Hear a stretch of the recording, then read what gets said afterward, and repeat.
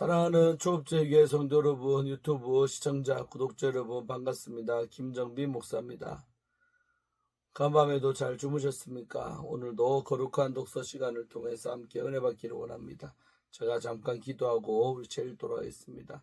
하나님 감사합니다. 오늘도 좋은 날 주시고 또 이 아침에 하나님의 또 사람 우리 안희수 사모님의 책을 읽고 또 영적으로 도전받고 느끼게 하심에 감사합니다. 이 시간도 말씀이 아니라 우리 안희수 사모님 책을 읽을 때에 집중하게 하시고 또 그 속에 담긴 귀한 것을 잘 듣고 깨달을 수 있는 시간 되게 해 주옵소서. 이 시간은 하나님께 의탁하옵고 예수님 이름으로 간절히 기도 올리옵나이다. 아멘. 111장 생각이라는 짧은 글입니다. 생각은 끝도 없고 제한도 없어요. 생각은 볼 수도 없고 붙잡을 수도 없어요. 생각은 시간도 없고 장소도 없고 감각도 없어요. 생각은 늙지도 어리지도 않아요. 생각은 기천도 없고 차별도 없어요. 그러나 생각은 항상 있고 없어지지 않아요. 생각은 어디든지 있고 누구에게나 있어요. 아침부터 저녁까지 쉴 새 없이 있어요. 밤에 잠이 들면 생각은 꿈으로 변하지요. 쉬지 않는 것은 생각이에요. 그러니까 생각은 영원하고 아름다워요. 우리는 생각을 타고 날마다 하늘나라를 보아요. 생각 속에 말씀을 담고 매일매일 힘을 얻어요. 생각은 기도하게 하고 믿음을 세워요. 생각은 사랑을 만들고 화목을 지어내요. 생각은 나를 영원한 약속에 붙들어 매고 악을 이기는 신호등이 되어 주어요. 아멘. 112장 우리 요셉이가 읽도록 하겠습니다. 112장 왕의 이야기. 부흥 집회는 아직 하루가 더 남았다. 집회에 참석한 사람들 가운데 나를 만나보기 원하는 사람들은 집회 일정이 다 끝난 후에 찾아가라고 주최 측에서 누누이 광고를 했음에도 불구하고 늦은 저녁에 갑자기 전화가 왔다. 호텔 로비에서 하는 전화라고 했다. 아 선생님, 너무 죄송스럽지만 저를 지금 당장 30분만 만나주실 수 없으실까요? 무슨 급한 일이라도 있으신가요? 네, 꼭 말씀을 드려야 할 형편이랍니다. 젊은 여자의 애처로운 음성을 들으니 도저히 거절할 수가 없어서 내 방으로 올라오도록 했다. 그녀는 30대 중반의 아름답고 세련된 부인이었다. 너무 미안합니다. 굉장히 망설이다 염치를 무릅쓰고 이렇게 찾아뵌 것이니 용서하세요. 그녀는 진짜로 미안한 얼굴이었다. 괜찮아요. 이제 만났으니 그리 걱정하지 마세요. 밤도 너무 늦었고 또 선생님께서 몹시 피곤하실 테니 간단히 말씀드리게요. 그녀가 일본말을 사용했기 때문에 난 의뢰 일본 여자로 알고 이야기를 들었다. 저는 간호사입니다. 제 어머니는 일본인이고 아버지는 한국인인데 아버지는 일본 이름으로 개명을 해서 일본인으로 되어 있죠. 그녀의 사연을 추려보면 대강 이러했다. 그녀는 태어날 때부터 일본인과 똑같이 자랐기 때문에 아버지가 한국인이라는 것은 꿈에도 생각지 못하고 일본인으로 자신있게 살아왔다. 그런데 일본이 패전한 후에 일본에 있던 한국인들이 서서히 신분을 드러내자 아버지도 자기가 한국인임을 그녀와 그녀의 동생에게 말해줬다. 그리고 아버지는 일본인을 외놈 하며 불렀고 한국 사람들이 모이는 곳에도 자주 출입하면서 예전의 아버지의 모습이 아닌 다른 사람으로 변해가고 있었다. 어머니와도 자주 말다툼을 했고 가정에는 그 옛날의 화목함이 사라지고 불행의 그림자가 드리워지기 시작했다. 가정의 불화와는 상관없이 요시코, 그 여자의 이름은 같은 학교에 다니는 일본 남자아이와 친하게 지내고 있었다. 그러한 우정이 점차 자라서 그들이 대학에 들어갔을 때에는 뜨거운 연인 사이가 되어 대학을 졸업한 후에는 결혼을 할 것이라고 서로 믿고 있었다. 그 남자는 의학 공부를 했고 요시코는 간호학 공부를 했다. 그런데 그들 사이에 문제가 생겼다. 당사자끼리는 서로 좋아했지만 유이치, 청년의 이름의 부모는 그녀를 좋아하지 않았던 것이다. 이유는 요시코가 교회에 다니며 예수님을 자기 삶의 왕으로 모신 데 반해 유이치의 부모는 우상숭배에 푹 빠져있어 유이치를 그 우상숭배에 끌어들이려고 애썼기 때문이었다. 집에 갈 때마다 요시코는 그 일 때문에 늘 마음이 무거워진 채로 돌아오곤 했다. 그러던 차에 미국에 가 있는 선배 간호사가 요시코에게 미국으로 오지 않겠느냐며 편지를 보냈다. 미국에 와서 수술실 간호사로 일하면 대우도 좋고 일도 매우 쉬우며 재미있다고 그녀를 부추겼던 것이다. 요시코는 아버지와 이 일을 상의했다. 잘 됐지. 가라 가. 내가 여기 있으면 그 외놈과 결혼하게 될 텐데. 너는 한국인이야. 이 좁은 일본 땅에서 머리를 맞대고 사느니 그 넓고 좋은 땅에 가서 영어도 배우고 세계 여러 날도 배우며 늘어지게 잘 살거라. 자, 가라 가. 그래서 요시코는 미국으로 왔고 수술실 간호사가 되기 위해 공부를 더 하고 마침내 간호사가 되었다.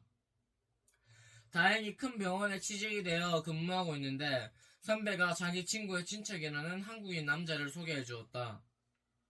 그는 처음 만난 날부터 요시코에게 깊은 관심을 보이며 친절하게 대해주어 친한 사이가 되었다. 요시코가 일본에 있는 유이치에게 미국으로 오라고 여러 번 편지를 했지만 그는 일본 의학이 미국 의학보다 앞섰다고 고집을 부리면서 거절할 뜻을 알려왔다. 그의 마음을 안 요시코는 한국인 윤 청년과 결혼하고 유이치를 잇기로 했다. 그 무렵 갑자기 아버지께서 심장마비로 세상을 떠나셨다. 아버지가 돌아가신 지 얼마 안 돼서 요시코의 어머니는 개가하여 일본인 늙은이에게 갔다. 갑작스런 아버지의 죽음과 어머니의 개가는 요시코에게 적지 않은 슬픔을 안겨줬으나 신혼의 행복으로 조금이나마 달랠 수 있었다.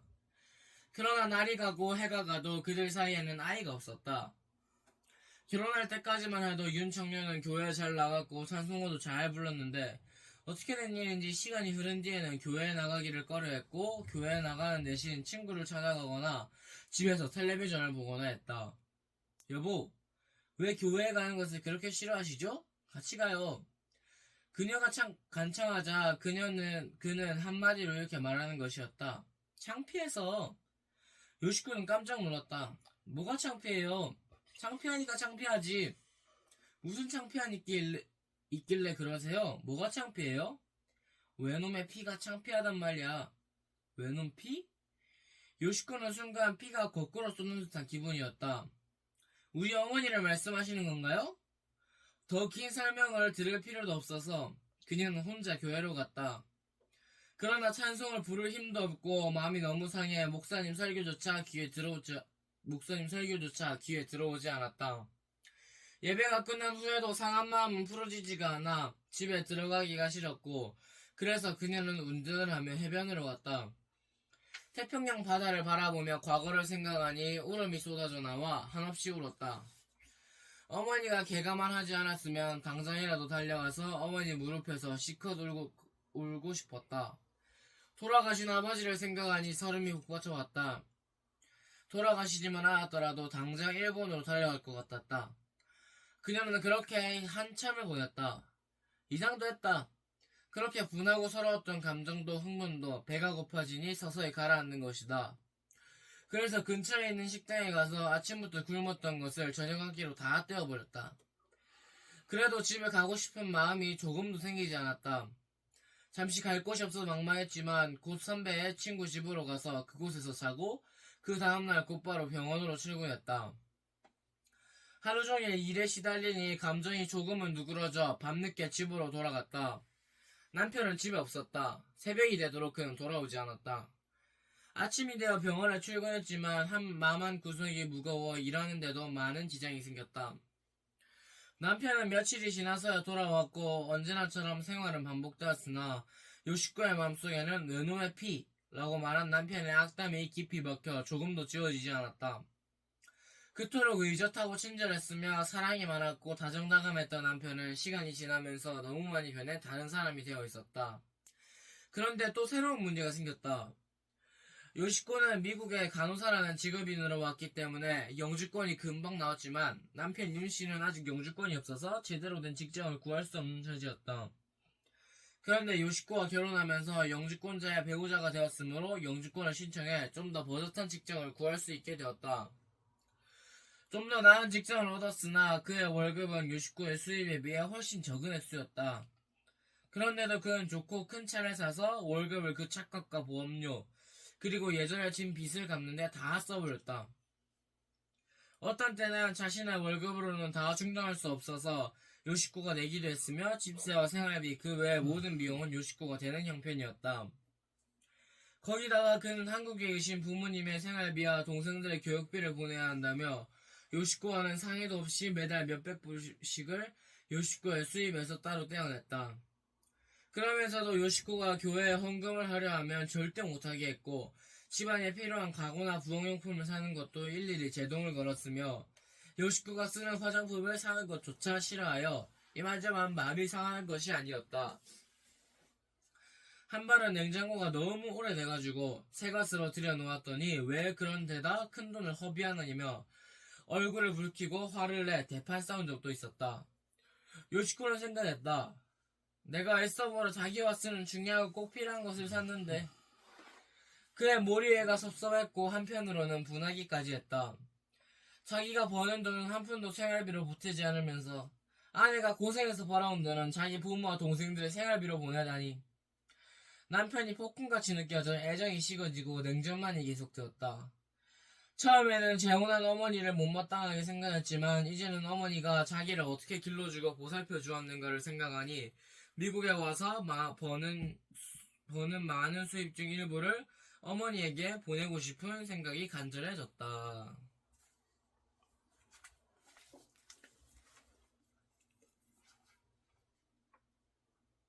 그래서 이리저리 궁리하다가 한 달치 월급을 몽땅 보내기로 결심했다. 그러나 한 달치를 다 보내려면 아무래도 남편과 상의해야 할 것 같아 의논했다. 여보, 이 달치 월급은 제 어머니께 보내드리겠어요. 뭐라고? 남편은 기절할 것 같은 표정을 지으며 놀라는 것이다. 제 어머니도 저를 낳아서 얼마나 애쓰고 길러주는데요. 비록 지금은 재혼하셨지만 그래도 제 어머니인걸요. 그토록 애써 길러주셨고 사랑과 이해로 돌봐주셨던 어머니가 이제는 늙고 몸도 약해지는데 저도 자식으로서 한번 기쁘게 되고 싶어요. 그리고 가급적 돌아갈 때까지 계속 도와드리고 싶고요. 그녀의 말이 채 끝나기도 전에 남편은 고함을 질렀다. 그래, 내가 번 돈이니 네 맘대로 쓰겠다 이 말이지. 안 돼! 그때부터 남편은 돈 관리에 신경을 썼고 잔소리도 많아져 남편으로서 위치는 완전히 망가져 버렸다. 그녀도 굳이 싸움까지 하면서 어머니께 돈을 붙일 필요는 없다는 생각이 들었고 번번이 싸우기도 싫어 송금은 물론 선물조차 하지 않았다. 그러나 마음은 남편에게서 점점 멀어져 갔다. 남의 인격을 막 무시하는 야비한 사람에게 희생하고 살면 장래가 어떻게 될까 스스로 염려되는 것이었다. 극도로 이기주의자의 남편에게 일생 동안 희생하고 복종해야 하느냐는 회의가 생겼던 것이다. 기분이 상한 일이 또 있었다. 그는 자주 고급 한국식점에 가서 비싼 음식을 혼자 사 먹고 오며 팁도 지나치게 많이 주고 허세를 부리면서도 고생해서 돈을 벌어온 아내에게는 생일이 되든 결혼기념일이 되든 크리스마스가 되든 단돈 10불이라도 써서 선물 한 번 사온 일이 없었다. 그뿐 아니다. 자기의 집에는 부모님 생일이다, 동생들 등록금이다, 조카 결혼식이다 하면서 있는 돈을 다 모아 보내면서 집안에서는 그릇 하나도 맘대로 못 사게 하는 것이다. 슈퍼마켓에 같이 가는 일이 있을 때도 많이 사면 눈빛이 변하고 화를 낸다. 여보, 사지 않으면 무엇으로 음식을 해 먹어요? 이러면서 슈퍼마켓 안에서 싸운 적이 한두 번이 아니다. 지내보면 볼수록 극도의 이기주의자요. 자기만 알고 자기 집만 생각하며 아내를 돈 벌어오는 도구로밖에 생각지 않으니 이런 얄미운 남자를 남편으로 인생 동안 섬겨하는 자기 신세가 불쌍하고 한스러워 보였다. 더욱이 그런 마음으로 지내자 시간이 흐를수록 그가 극도로 무서워지고 미움과 불이 마음속에 가득 차 남편이 영주권을 받기 전에 이혼을 하여 영원히 남이 되어야 하지 않겠나 하고 심각하게 고민하고 있다고 했다. 이런 일을 그 사람이 소개해줄 선배 친구에게 상의했더니 그녀는 무척이나 미안했다는 것이다.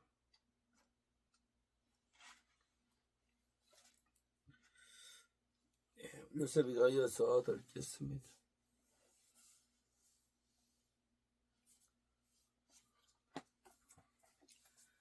나는 그 남자를 병원에서 만나 몇 번 치료하면서 알았을 뿐이야. 괜찮은 사람 같아 소개했는데 그런 사람일 줄은 전혀 몰랐어.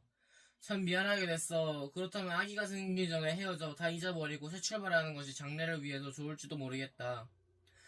나는 모든 사연을 들으면서 그녀의 얼굴을 유심히 보았다. 남편 이야기를 하는 동안 그녀의 표정은 정말로 남편을 미워하고 무서워하고 있는 것이 뚜렷했다. 그녀의 이야기가 다 끝났기 때문에 내가 말할 순서였다. 밉고 무서운 사람, 특히 자신보다 강한 상대를 섬기며 사는 일은 견디기 힘들지요. 갑자기 그녀의 눈이 반짝였다. 그렇지요, 선생님? 그녀는 내가 자기의 모든 사연을 듣고 자기의 의견을 찬성하는 줄로 생각하는 것 같았다. 네, 요시코, 당신의 말은 다 틀리지 않아요. 다 사실이겠고 옳은 말이기도 해요. 우리는 한동안 서로 생각에 잠겨 침묵했다. 그러면 지금 변호사를 사서 이혼 소송을 밟는 것이 좋지 않을까요? 정 원하신다면 그렇게 할 수밖에 없지 않겠어요? 그녀는 웬일인지 내 말을 듣고 깊은 한숨을 쉬었고 표정이 착잡해지기 시작했다. 요시코상, 당신은 정말 예수님을 믿습니까? 그러면요. 예수님이 당신 마음에 진정한 왕으로 계시냐는 말이에요. 이 말에 그녀는 잠시 생각하는 듯 머뭇거렸다. 글쎄요. 왕이라는 것은 절대적인 권위를 뜻하는 것이에요. 왕이 가라 하면 가고 하라 하면 하고 죽으리라 하면 죽는 그런 절대 권위를 말하는 거지요. 당신 마음속에 예수님이 그런 절대권을 가진 왕으로 계시냐는 겁니다. 그래야 하면 되는 건 아닌가요, 선생님? 그렇지요. 왕이 없으면 나라도 없는 것 같이 내 마음속에 왕이 없으면 내가 없는 것이나 다름이 없지요.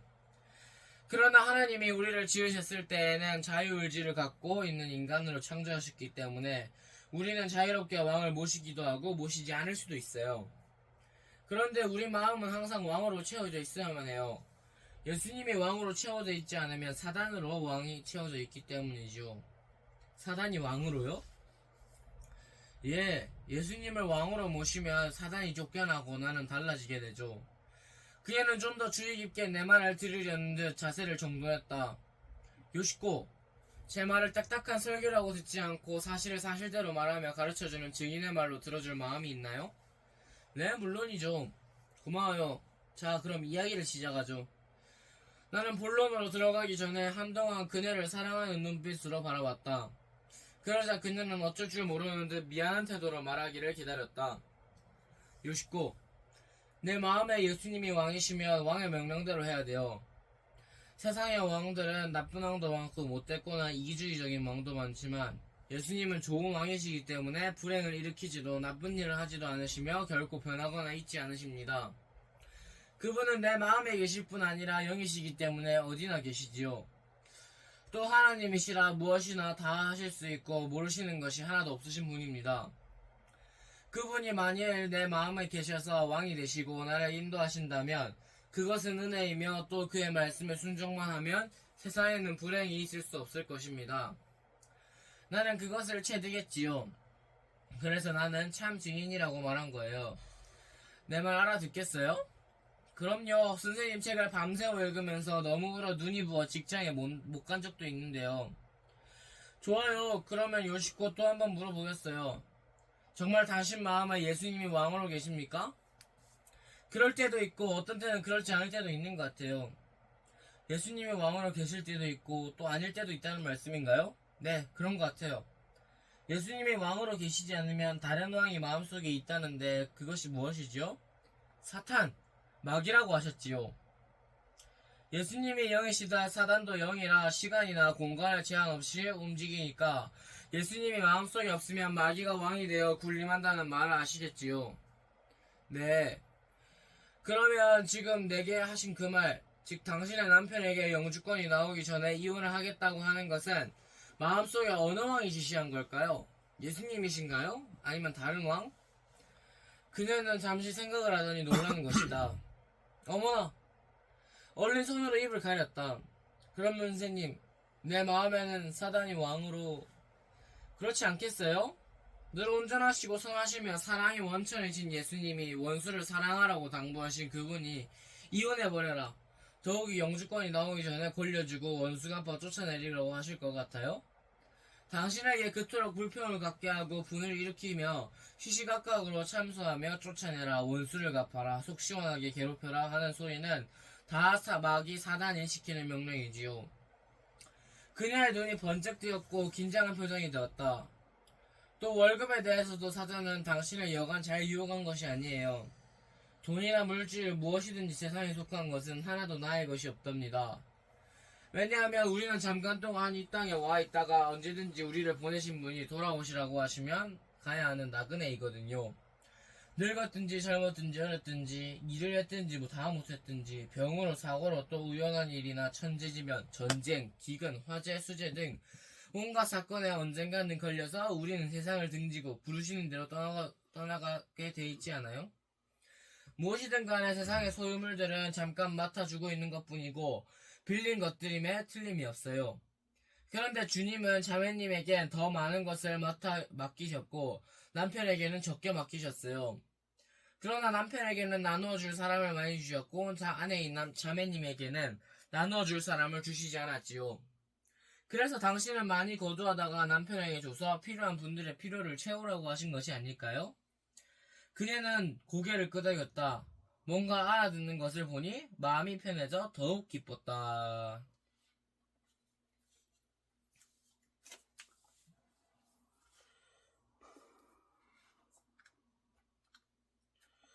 예, 오늘 여기까지 읽도록 하겠습니다. 좀 많이 남았기 때문에 내일 또 마저 읽도록 하겠습니다. 오늘도 귀한 책을 통해서 함께 은혜받은 줄로 믿습니다. 자, 기도하고 마치겠습니다. 하나님 감사합니다. 오늘도 안혜수 사모님의 귀한 글을 통하여 은혜받게 하심에 감사합니다. 오늘도 한 영혼을 위해서 수고하는 우리 안혜수 사모님의 귀한 영적인 태도와 그 구령의 열정 우리도 본받기를 원합니다. 한 영혼 변화시키기 위해서 시간 쓰고 정말 이렇게 해서 그 영혼이 주께로 돌아가는 참 그런 은혜가 있는 것을 우리가 보고 우리들도 그러한 삶을 살아갈 수 있도록 축복해 주옵소서. 감사드리고 예수님 이름으로 축복하며 기도합니다. 아멘. 오늘도 좋은 하루 되시기를 바랍니다. 우리 내일 금요일 아침에 또 찾아뵙겠습니다. 샬롬.